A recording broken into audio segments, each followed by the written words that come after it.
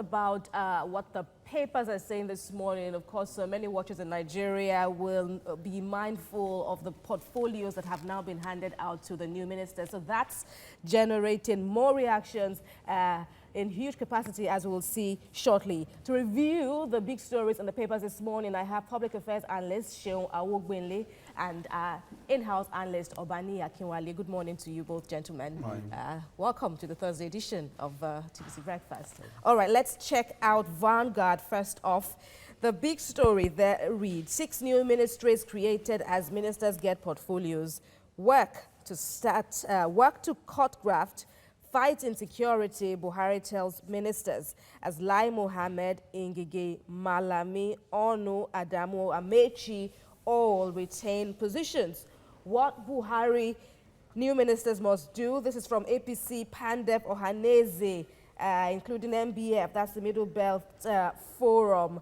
More reactions, though, this time from the Afenifere and the PDP. For PDP, it says it's a poor parade. Afenifere says there's no cause for cheer. Let's check out Blueprint now. Still on the inauguration of the new ministers, Maman replaces Fashola as power minister. Ex-Lagos State Governor now to man works and housing. Zainab Ahmed heads finance and budget planning. Lai Onyama, Malami, Ngige, Sirika all retain portfolios. We said that already. The president is still Petroleum minister. Names Kimi Praise Silva as his second-in-command Ministry of State, so to speak. For News Direct, still, a different pattern, though. President Buhari targets September for submission of 2020 budget to the National Assembly. And new ministers upbeat on performance. Okay, Daily Trust is next. Nigerians set target as ministers get portfolios. That's the lead story. Buhari retains Petroleum. Fashola loses power ministry. And the final paper to see is the Daily Times, which reads, behold, Buhari's best 12 ministers, Lai, Fashola, Malami, 9 others, retain portfolios. You must build on my achievements, says President. Consolidate on progress made in various sectors. APC charges new minister. So, gentlemen, let's check out blueprints. I'm liking the breakdown, the nuggets there. So, Maman replaces BRF as power minister. Seun, what's it like for you? Oh, well, the truth is that Salim Maman is from Taraba State. There isn't so much about him in the public space. You know, even when you try to Google his name, you barely find so many things that you can credit his name. So he's actually coming into this ministry as an underdog. But people are saying, oh yeah, you know, he's an engineer, but we can't verify his track record. That's where I have a problem. That's what I have a problem is. He does not have a verifiable track record. What are his antecedents before now? Not only tied to power, but generally. So no. For Sally, exactly. No, he's an engineer. People say, oh yeah, you use good points. But the fact is, does he have any verifiable track record? I mean, why are you handing over a ministry that is, you know, largely challenged, you know, to Salim Maman? And I don't know the rationale. It might be that, you know, the presidency knows what we do not know, but, you know, I'm quite cynical about his ability to perform in this ministry, because you have to understand that, you know, if you're going to reduce poverty, because the president, I overheard him again speak about yesterday when doing his address, he talked about reducing poverty, you know, 100 million Nigerians over the space of 10 years. There are 3 things to do, essentially. You invest in human capital development, you invest in human capital, health and education, social services, that's, you know, low-cost housing, you know, decent housing, and the provision of, you know, portable water. And, you know, MSMEs try to ensure that you have an enabling environment for businesses to thrive. But when you talk about enabling environment for business to thrive, one of the fundamentals is providing infrastructure, and power is an infrastructure. Is a key. So it means that if we're going to be able to provide jobs for our people, you know, we're going to reduce poverty, we're going to reduce unemployment. At the moment, Nigeria's unemployment is really scandalous. Then it means that power is an essential, and we cannot afford to give it to, you know, but now they have given him. He's what we have now. We wish him the best. Let me run your ideas, because on the flip side, Obani, the power ministry now was stripped of Fashola. Now he's to focus on works and housing. Looking at his struggles, his challenges in the past dispensation now, do you think he's better fit now to continue with the legacies left behind in works and housing? Yeah, there are two schools of thoughts to that perspective. The first school of thought that will favor the presidency is if you look at the track record of Governor Fayemi while he was serving as the Minister for Solid and Mine. And if you look at his record, compared to everybody that started in that ministry, you'll find out that he has performed better. Now, if you look at the case of Fashola, while he was handling PWH, Power, Works and Housing, as a lawyer and as a former governor, look at people before him, you'll see that he has his name written in his Stone of Time. But now let's look at the capacity of the current or the newly sworn in the Minister for Power. Okay. He's an engineer. Record has it that he has a chair in electrical engineering.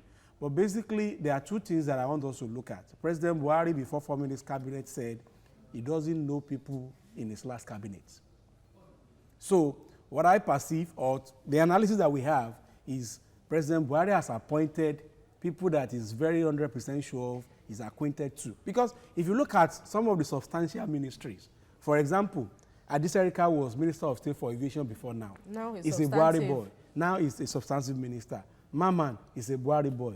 The Kebi man is a Buhari boy. You ask yourself, is people like the activists function better in the Ministry of Justice rather than Ministry of Niger Delta? So President Buhari has just gladly said, this time around, I'm going to ensure that it's man o man. So if you look at the distribution, the northwestern state has everybody substantive ministers. Kaduna, Kano, Katsina, Zamfara, Jigawa, what have you. Southwest, a bit lucky. You have core ministry like Power and Mine, Works and Housing, Interior, and what have you. But if you look at it in totality, will this mama from Taraba have capacity to follow this blueprint? I doubt it. I was reading the paper this morning again that says they are planning to increase the power, the electricity tariff. Will you be able to do that? That said, I like the fact that you've also, gone beyond the power and on all that. But then let's talk petroleum now. All right. What's it for you? So we're seeing the president, sticking to that position as a substantive petroleum minister with Timmy Silva as his second in command. For you, do you think the tide will change for the better? Of course, there's a Mele Kyari heading the state oil firm. Oh, well, it has to be said that, Mele Kyari is a very experienced professional, and I actually expect so much more from him going forward. And you also have to understand that one of the major problems that we have actually had with the petroleum sector in Nigeria is the fact that we've continued to subsidize consumption.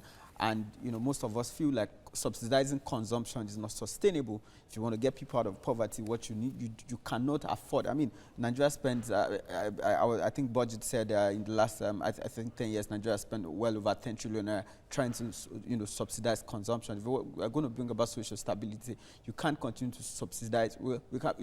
And don't forget that even in the first time, it was only in 2018 that I think the executive presented the budget for subsidy from 2016 to 2017.